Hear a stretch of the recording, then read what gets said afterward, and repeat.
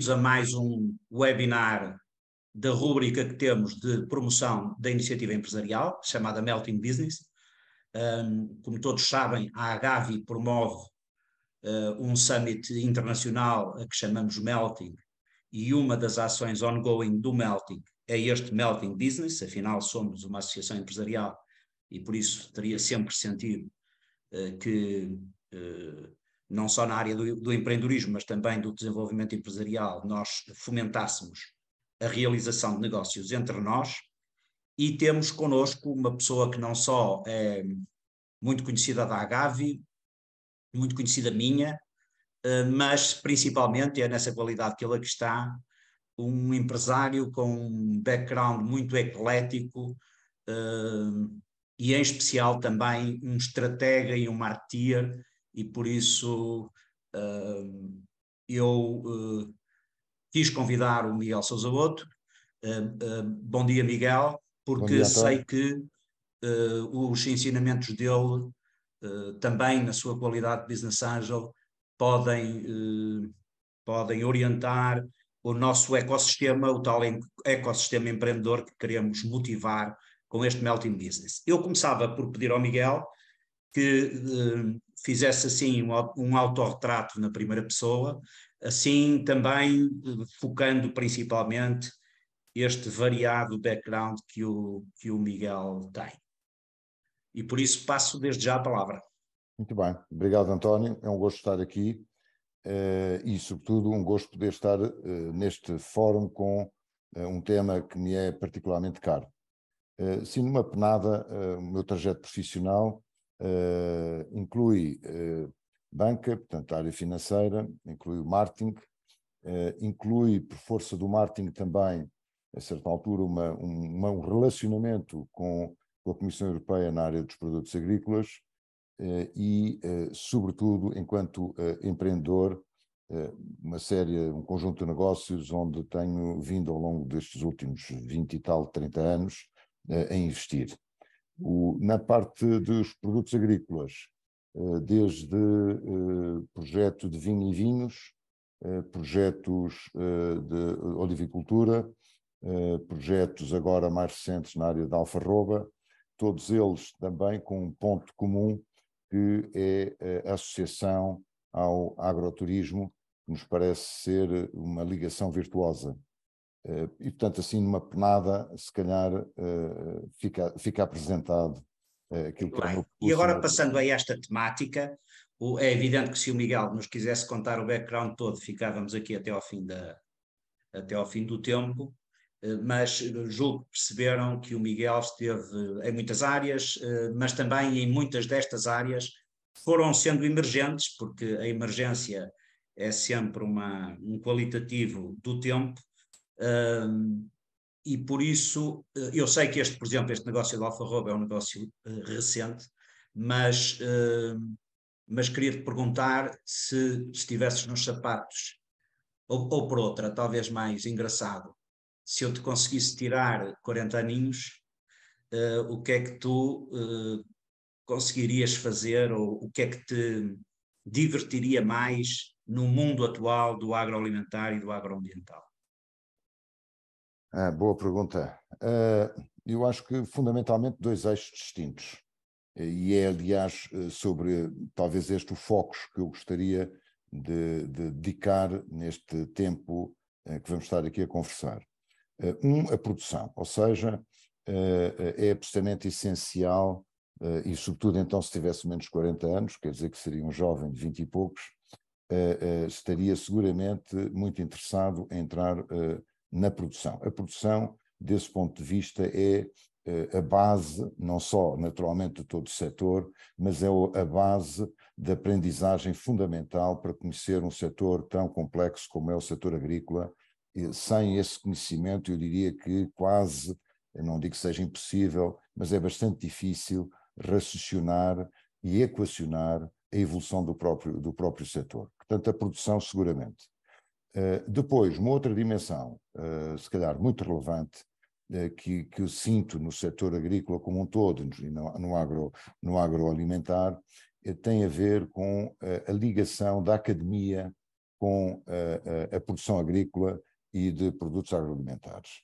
É a minha opinião e, portanto, naturalmente não estando isenta de falhas, mas é a minha opinião que, infelizmente, na generalidade, apesar de uma série de casos honrosos, na generalidade há pouca densidade, há pouco cruzamento entre a academia e aquilo que se faz e as necessidades da produção. Portanto, há pouca investigação aplicada, ou pelo menos que esteja a ser aplicada efetivamente na produção. Há pouca ligação, como digo, nos vários institutos politécnicos e universidades, norte a sul, com a realidade do mundo agrícola. Volto a insistir, naturalmente, que há casos que serão honrosos, mas não é a densidade que encontramos noutras geografias. Estou-me a lembrar, por exemplo, de uma Holanda, onde a ligação e a densidade dessa ligação e de relacionamento entre a academia e a produção agrícola é absolutamente extraordinária, e daí resultar toda uma série de projetos, quer ao nível da produção, quer ao nível das agrotechs, etc, etc, etc. Portanto, este para mim seria talvez onde eu me gostaria, se tivesse menos 40, seguramente na produção e seguramente a tentar estimular ou a desinquietar a academia para que ela, de facto, faça mais, invista mais em projetos que se relacionem, projetos de investigação aplicada, que se relacionem efetivamente com o cotidiano da produção agrícola e dos produtos agroalimentares. É muito interessante que tu fales da academia e da tecnologia também, porque o Melting Business, já agora, teve essa preocupação, não só de juntar as empresas através das suas associações mais representativas, a ANJA, a IEP, a Agavi, a Investors Portugal, que reúne os Business Angels em todo o país, mas também e principalmente a parte do conhecimento. E nós tivemos, curioso tu referires isso, porque nós tivemos a fazer um roadshow com a OUP, que é uma das entidades que está connosco no Melting Business, e com uma professora de Werninger, que é a professora Susana Carvalho, por isso doutorada na Holanda, como tu dizias, e muito preocupada com esta temática que tu trazes de uma ligação mais profícua e mais efetiva entre... Ela dizia-me que um dos problemas que acha que existe é uma comunicação fraca para a comunidade estudantil que não permite que existam cursos onde as pessoas, que são muito bem desenhados, mas depois as pessoas não se inscrevem. E por isso parece haver aqui também um desfazamento entre o conhecimento das próprias famílias que, admito eu, orientem os filhos na idade escolar para saídas profissionais mais interessantes e mais dinâmicas. Como é que achas que isto se consegue contrariar? Com certeza que deve haver várias maneiras de pegar no assunto. Eu vou citar um exemplo que sei que conheces bem, mas que se calhar será um pouco paradigma deste descasar entre a academia e a realidade de produção. Vou pegar numa região tão relevante hoje em dia como é a região de Beja, por exemplo, que tem solos magníficos, que sempre teve um problema que era a água e que através do grande projeto do Alqueva passou a ter água.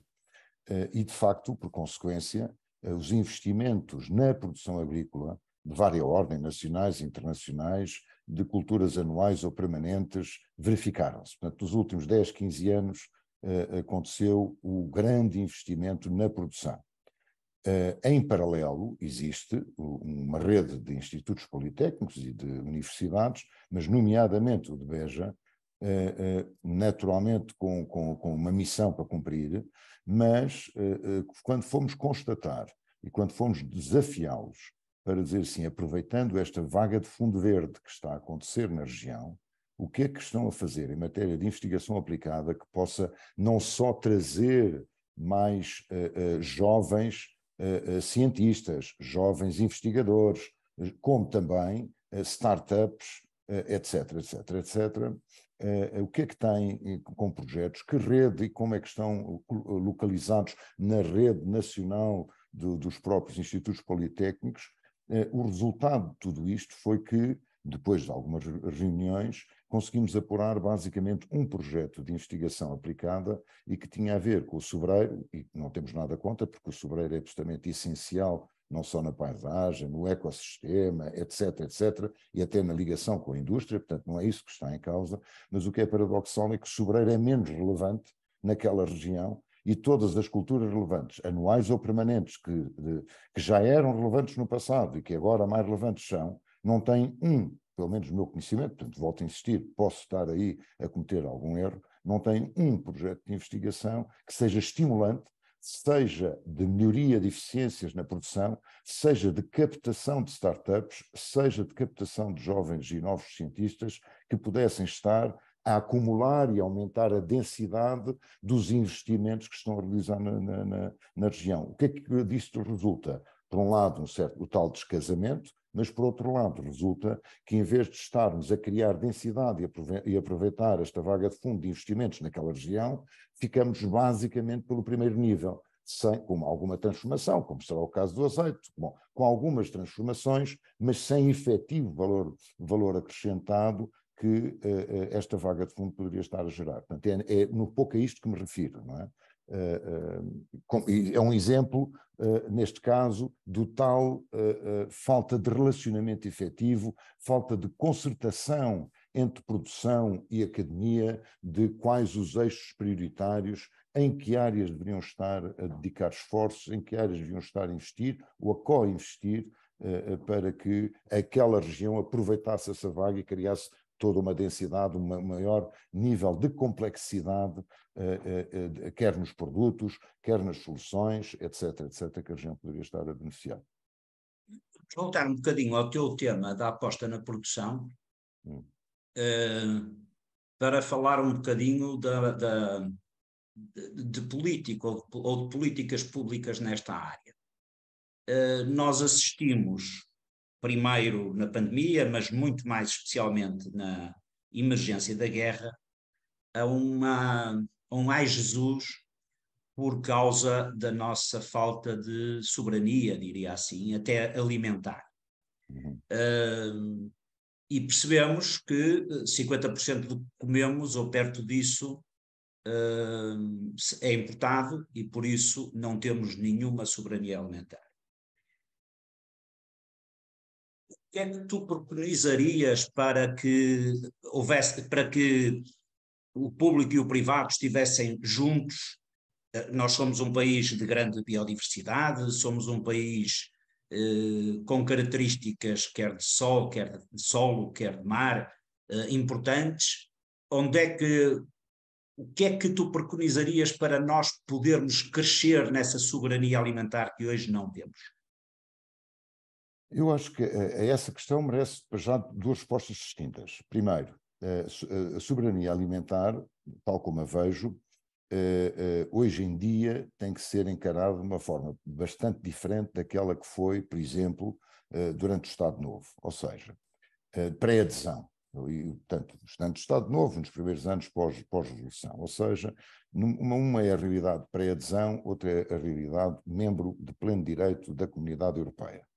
Eu acho que um país que esteja isolado, autónomo de outras realidades geográficas e económicas, deve ter um nível de preocupação com a sua soberania alimentar diverso daquele que é um país, como é o caso do nosso, integrado numa comunidade económica e não só, como é a Comunidade Europeia, que tem, entre outras coisas, políticas, neste caso, agrícolas e comuns, não é? Portanto, eu diria que a nossa soberania alimentar tem essencialmente a ver com as políticas económicas e comunitárias comuns. E é aí que devemos equacionar a nossa soberania alimentar. O único aspecto que a pandemia introduziu e que nos faz pensar de novo sobre a nossa soberania alimentar tem se calhar a ver justamente com as cadeias de distribuição, com todo o fornecimento e o transporte de produtos dentro da própria comunidade que, de alguma maneira, puderam ter sido afetados, e aí sim, se calhar perante essa realidade da pandemia e os impactos, sobretudo ao nível da distribuição dos produtos, da circulação dos produtos, poderá ser necessário rever com algumas bainhas a nossa política de soberania alimentar. No entanto, eu nunca faria uma bainha exagerada, porque seria, na minha opinião, uma perca de eficiência, por um lado, e tabela perca de eficiência significa custos, significa despesa, etc., não vendo, portanto, aquilo que é a realidade da política agrícola comum, aquilo que é a realidade da própria comunidade, enquanto grande região agrícola que é. Não é? Portanto, e aí sim, mais numa ótica de especializações numa ótica agrícola, numa ótica de produtos, numa ótica de gamas de produtos, sim, faz sentido, ou seja, nós formos mais eficientes a produzir hortícolas, depois devemos ter essa vertente devidamente acautelada, isto naturalmente sem pôr de lado os grandes cenários de fundo de sustentabilidade, de eficiência de utilização de recursos hídricos, de condições de trabalho associadas a cada um destes tipos de produção, portanto, sem pôr isso em causa, naturalmente, portanto, as soluções devem encaixar, devem ser sustentáveis e, portanto, ter por base esses cenários, mas fundamentalmente devem ter estarem claramente enquadradas naquilo que é a realidade de uma região agrícola que é a própria Comunidade Europeia. Por falar em Comunidade Europeia, o grande buzz hoje é a sustentabilidade, ou as muitas sustentabilidades que nós vamos ouvindo falar, e o digital. Nesta emergência de novos negócios ou de negócios mais dinâmicos nesta área, que valorizem melhor o produtor e toda a cadeia de valor, que papel é que achas que pode ter este buzz da sustentabilidade e do digital? Achas que isto vai ter impacto nos negócios agroalimentares e agroambientais ou menos impacto? Eu acho que já está a ter impacto. Claro que todas estas vagas de fundo precisa de tempo, não é? Não só precisam de tempo para que estejam perfeitamente e corretamente percebidas pelo mercado como um todo, mas depois também, naturalmente, pelos próprios produtores individuais, pelos agrupamentos de produtores, pelas empresas em geral. Portanto, há aqui uma variável tempo que não é irrelevante, até pela consolidação de conceitos, não é? Porque a sustentabilidade hoje em dia, isto é, cai quase lá tudo, não é? A gente ouve falar num fundo financeiro e está lá a primeira palavra, sustentabilidade. A gente ouve falar num investimento turístico, sustentabilidade. Portanto, é bom que a palavra sustentabilidade esteja presente, mas tem que se perceber como é que isso se tangibiliza, qual é o conceito, ou conceitos, e qual é quase que a semântica que está associada a cada uma destas realidades ou destes setores, para que seja devidamente, por um lado, percebido, quer pelo legislador, quer pelo regulador, quer pelas comissões que eventualmente tenham alguma intervenção nos subsetores agrícolas, mas também, naturalmente, pelos produtores e, por fim, o próprio mercado e o consumidor. Portanto, antes de mais, é uma palavra que hoje em dia abarca muita coisa, mas provavelmente é interpretada e é percebida de forma diversa. Posto isto, eu diria que a questão da sustentabilidade é quase que uma questão, no longo prazo, de vida ou morte. E a sustentabilidade por uma questão de manutenção dos ecossistemas, é sustentabilidade de uma perspectiva de eficiência de utilização de recursos hídricos, é sustentabilidade por eficiência da utilização dos solos e, portanto, da qualidade dos solos, investimentos nos solos, e podíamos ir por aí fora. Portanto, ao nível da produção agrícola, todas essas dimensões estão lá presentes.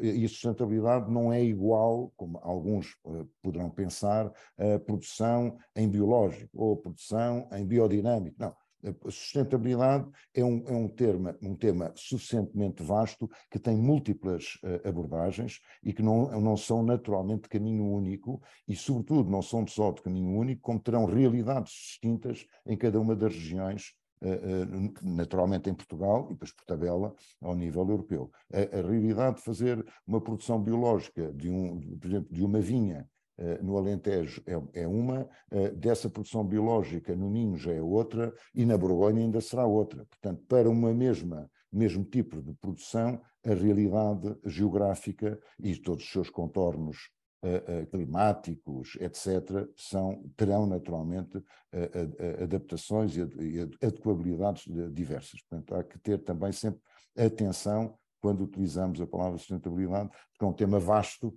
mas que tem que ser visto, eu diria, com algum pragmatismo, mas sobretudo com sentido de futuro. Não é? Quer dizer, o que se fizer hoje tem implicações no futuro, o que se fizer hoje pode pôr em causa o futuro, seja das produções, seja naturalmente das comunidades que estão envolvidas nessas localizações geográficas. Não é? E no eixo do digital? O digital tem aqui múltiplas também adaptações, quer dizer, o digital, como mais uma vez, tem quase tanta abrangência quanto sustentável, não é? No digital nós podemos estar a falar, como dizia há bocado, maior eficiência na utilização de recursos hídricos. Hoje parece absolutamente claro que a combinação de soluções técnicas de base digital, técnicas e também de base digital ao nível da exploração, nos conseguirá dar a informação suficiente em real time que nos permita, por exemplo, regar apenas e só quando necessário. Já agora, nessa matéria, muito estudo prático deveria estar a ser realizado, porque temos diferentes tipos de culturas, diferentes tipos de exigência, diferentes tipos de solos e, portanto, o digital aí claramente como eixo para melhoria da eficiência da utilização de recursos, portanto, um eixo enorme, mas o digital também, por exemplo, para a aproximação do produtor ao consumidor, seja na perspectiva de maior eficiência na distribuição, seja na perspectiva da maior eficiência ao nível da comunicação e do conhecimento dos produtos, e por isso também aproximar os mercados, seja na eficiência da afetação das produções as geografias de proximidade. Portanto, há todo aí um eixo muito rico de conteúdo que naturalmente já há uma série de casos de sucesso, mas também diria que estamos numa fase bastante incipiente, em Portugal em geral, mas não será caso único de Portugal. Quer dizer, eu diria que se calhar em geral na comunidade europeia este digital de que tanto se fala está ainda muito fragmentado e se calhar nos seus eixos prioritários, como seja, por exemplo, este da comunicação ou da proximidade entre a produção e o mercado, ainda há uma enormidade de coisas para se fazer e, sobretudo, de agregação. Agora, porque isto também tem que assumir algum aspecto pedagógico, e fazendo aqui, olhando para os riscos, e por isso na análise SWOT, se tu quiseres olharmos para as fragilidades e para os riscos, nesta área do agroambiental, onde é que tu porias risco? Quer dizer, nós vemos que, por exemplo, a questão demográfica e as políticas de imigração são relevantes porque começamos a sentir que na produção há muito pouca mão de obra. Eu lembro-me de um amigo comum nos dizer que a última vindima no Douro foi dificílima por causa da mão de obra. Temos esse recurso escasso que é a água. O Algarve, por exemplo, já sofre muito com esse recurso escasso, que provavelmente foi malbaratado nos últimos anos e por isso como ultrapassar também esse recurso escasso que é da parte hídrica. Bom, e para já é evidente que temos sempre também um espectro, que eu diria que também há um chavão grande, chamado alterações climáticas, que nos podem, que a agricultura é muito vulnerável a esta coisa do clima, ou ele está bem connosco, ou então as coisas podem não sair bem. O que é que tu achas destes fatores críticos, se são estes, se há outros, ou se estes, apesar de tudo, são domináveis por um empreendedor que queira iniciar atividade nesta área? Se há, começar pelo último. Portanto, as alterações climáticas. Bom, as alterações climáticas parece que é uma coisa criada e inventada nas últimas décadas. A alteração climática é a realidade, creio eu, portanto, não sou cientista dessa matéria, sou apenas um mero leitor atento do que vai saindo, mas é uma realidade que nos acompanha, creio que desde a existência da Terra, não é? Portanto, o clima não foi nunca uma coisa estável, é uma coisa dinâmica e, naturalmente, já tivemos períodos de glaciação, já tivemos períodos de grande calor e de grande seca, isto numa escala mais ampla do tempo, do período temporal, mas as pessoas também, felizmente, acho que é uma das qualidades, quer dizer, o nosso cérebro, o cérebro humano, e creio que não só, de muitos outros mamíferos, tem essa qualidade muito terapêutica de ter memória curta para os eventos negativos e memória mais longa para os aspectos positivos. Agora, ciclicamente, nós temos períodos de seca, não é? Portanto, essa é uma realidade com que a agricultura se depara, sabendo que há culturas muito mais sensíveis, há regiões naturalmente muito mais sensíveis. Falaste agora no Algarve, quem diz o Algarve diz o Alentejo, no sul de Espanha, a Andaluzia está numa situação dramática, etc. Portanto, períodos de seca sempre existiram, mais ou menos longos, com efeitos mais ou menos devastadores na própria produção e, portanto, na vida das comunidades, não é? Com o desemprego, com os problemas todos associados a esse problema. Agora, é uma realidade que está apenas e só dependente da forma como exploramos o planeta? Não, não está só dependente da forma como exploramos a agricultura e, naturalmente, os outros setores no planeta. E evidentemente que tem um contributo obviamente importante, mas não é único, não é?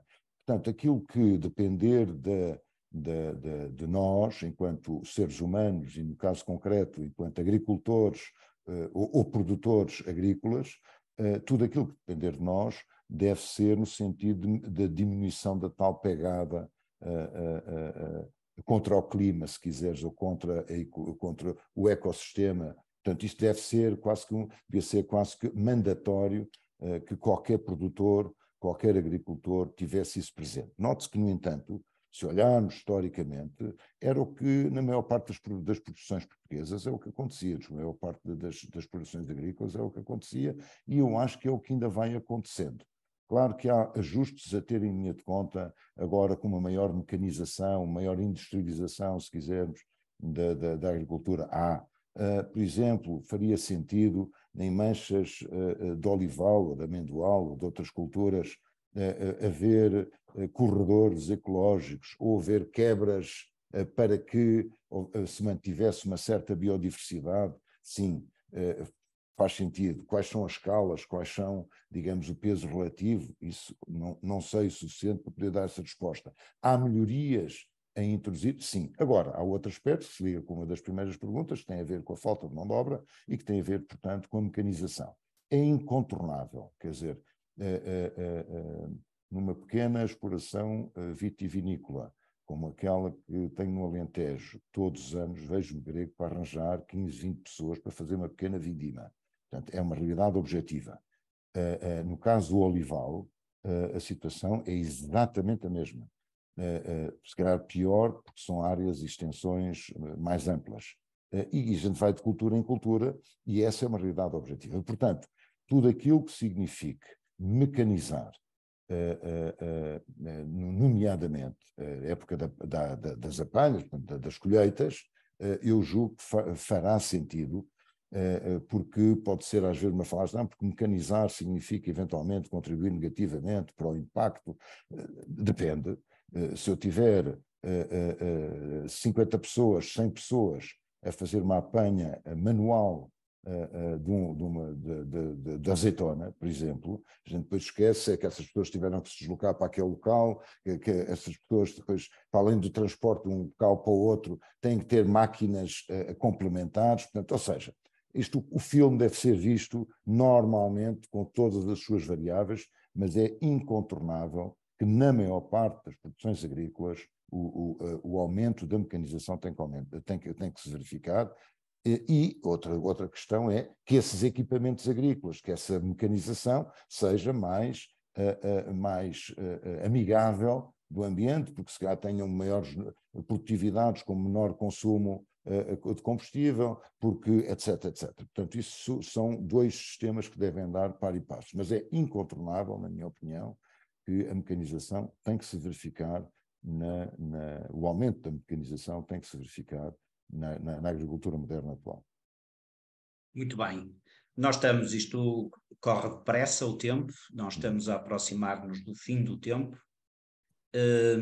mas queria-te pôr ainda uma questão, porque para os nossos jovens investidores ou empreendedores desta área, ela pode ser relevante. Há bocado falávamos que não era tão dramático um país inscrito numa União Económica e Monetária ter que ter definitivamente uma soberania alimentar, e isso abre-nos a outra perspectiva, que é, por isso, essa perspectiva da globalização e de estarmos num mercado relacional, abre-nos outra questão, que é da internacionalização.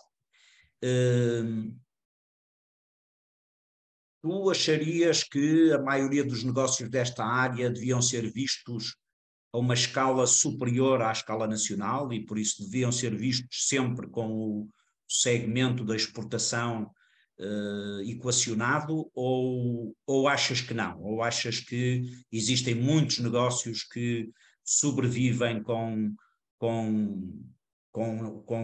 a área regional ou a área nacional que nós temos? Eu creio que é boa política, nomeadamente para os jovens e para as startups que eventualmente sejam criadas por esses jovens, jovens ou menos jovens, mas que tenham sempre uma perspectiva mais abrangente. Nós temos a sorte de fazer parte de um mercado enorme, digamos, numa ótica de consumo, atualmente ainda o maior mercado mundial, não é? Temos a sorte de fazer parte dele e, portanto, qualquer jovem que comece qualquer projeto deve, isto é, não pode deixar de ter na sua checklist a dimensão comunitária, mercado, pelo menos o mercado europeu. Já agora por paralelismo. Eu diria que qualquer jovem americano que comece uma startup nos Estados Unidos tem como final o mercado americano, pelo menos. Portanto, não ter esta lógica europeia num jovem empreendedor em Portugal, acho claramente um erro de raciocínio à partida. Isto independentemente de haver depois uma série de negócios que são de perfil muito local, muito regional e, portanto, cuja escala pode ser viável a uma escala bem mais pequena. Mas, como princípio, o não olhar para o mercado europeu como um todo e como destino natural da evolução de uma empresa, de uma produção, de um empreendimento, acho naturalmente um erro de raciocínio, pelo menos teórico à partida. Não é? Um primeiro aspecto. Diz. Não, continua. Portanto, agora, o que é que se está a passar? Os nossos jovens têm essa perspectiva? Eu diria que na maior parte dos casos, não.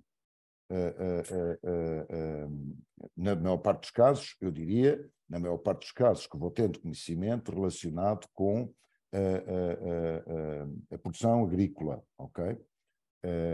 E aí temos que ver não só o produtor per si, como depois as estruturas de comercialização que lhe estão associadas. Mesmo nas cooperativas, com naturalmente a evolução dos últimos anos tem ido num sentido mais positivo, seja elas por exemplo, produtoras de vinho, seja elas produtoras de azeite, bom, e por aí fora, a tentativa e o esforço no sentido da internacionalização está já presente nesses organismos, digamos, de organização de produtores, aí, portanto, já está. Mas ao nível do produtor, eu diria que na maior parte dos casos, provavelmente a dimensão internacional está menos presente. Deveria estar. Aí, lá está, depende da escala, depende do tipo de produto, depende do segmento do produto em que se posiciona o produto que produz, etc. Não é? Portanto, há aqui várias situações que poderiam dar respostas diversas a essa pergunta. Para finalizar, uma pergunta muito rápida, um bocadinho provocatória, que tem a ver com a escala, precisamente. Uhum. Dizem para aí que é muito mais difícil, por questões de escala também, ser empresário do agroambiental ou do agrícola no norte do que no sul. E a verdade é que nós conhecemos alguns nortenhos distintos, foram fazer as suas principais atividades, falamos do Olival e da Alfarroba, e falamos de Beja e do Algarve. Esta geografia não é indiferente para quem começa? Boa pergunta. Bom, nós também conhecemos uma série de jovens iniciarem-se, seja digamos, por desígnio pessoal, seja por, digamos, ligação familiar, a fazer o mesmo no Minho, e a fazer no Douro, e a fazer na Bairrada, e a fazer no Dão, portanto, no Dão, na Beira. Bom, é evidente que a escala não é indiferente na maior parte dos casos da produção agrícola, claramente. Basta só, isto como tudo, todos os outros, digamos, explorações empresariais, há sempre rácios. Sei lá, se um trator é viabilizado em, para dizer qualquer coisa, 50 hectares, se eu só tiver 30, não consigo ter meio trator, não é? Portanto, não é indiferente a escala e os índices de eficiência e de rentabilidade. Claramente que não é. Mas também, mais normalmente, passa por aí a capacidade de agregação de produtores. E aí é que normalmente pode ser problemático. Ou seja, temos nós, portugueses, como um todo, e nomeadamente os do centro-norte, onde o minifúndio impera, temos nós condições, capacidades, quase que geneticamente disponibilidade para nos associarmos por forma a conseguirmos, naqueles pontos relevantes, como este, por exemplo, que estava a dizer, em matéria de equipamento agrícola, conseguimos ser mais eficientes? Essa é uma boa pergunta. Eu tenho as minhas dúvidas, mas já vi casos muito positivos acontecerem, portanto, sou um homem otimista, tenho esperança que sim, quer dizer, que a própria necessidade obrigue estes jovens, novos produtores agrícolas a encontrarem soluções seja elas cooperativas, seja elas no formato que forem, soluções que lhes permita serem mais eficientes, mesmo em escalas mais reduzidas. Eu acho que foi um excelente final para estas dicas que nós queremos que possam passar para os nossos futuros empreendedores, para uma nova vaga de empreendedores do agroambiental e do agroalimentar. Obrigado, Miguel, por estes conselhos todos. Não esqueçam esta última parte, por isso rigor, eficiência, muito importante. Eu também acharia muito importante aquilo que o Miguel disse também, e é para estar nas empresas é preciso otimismo, por um lado, é preciso perceber que nos vamos privar de coisas, por outro lado, e por isso é preciso esta palavra que parece que existe há pouco tempo, mas que todos os empresários a conhecem bem, que é a resiliência, e por isso temos que ser também resilientes. Obrigado, Miguel, por este bocadinho de conversa. Espero que estas dicas ajudem os nossos empreendedores nos desafios que aí vêm de um ciclo económico que nos parece interessante. Obrigado. Um abraço, António, muito obrigado também.